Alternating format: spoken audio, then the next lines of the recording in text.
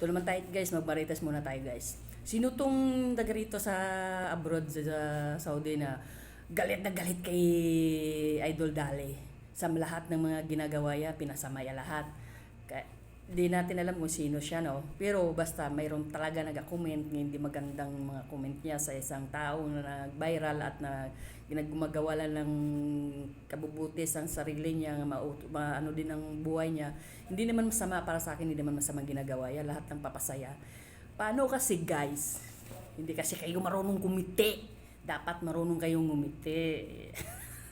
Paano kasi? Kaya agang-aga pa sa kalibutan, chismis na kayong ginagawa nyo.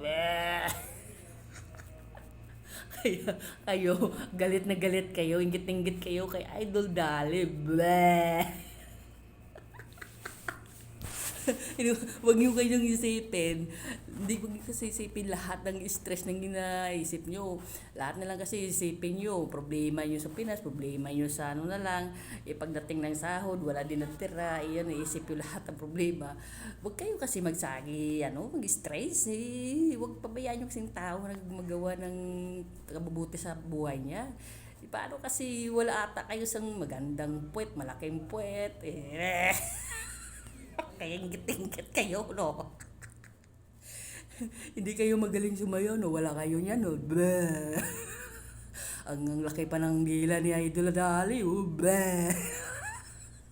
Hindi niyo sa magaya-gaya, no? Kaya ingit-ingit kayo, no? Bleh!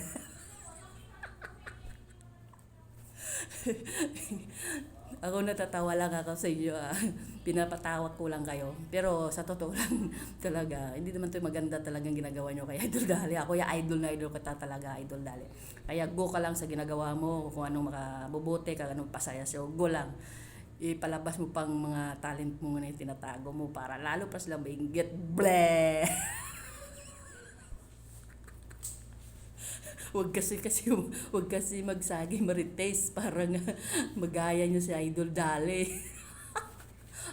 Ano kasi marites kayo ng marites, tuloy galit na galit kayo kung anong ginagawa ni Idol Dali.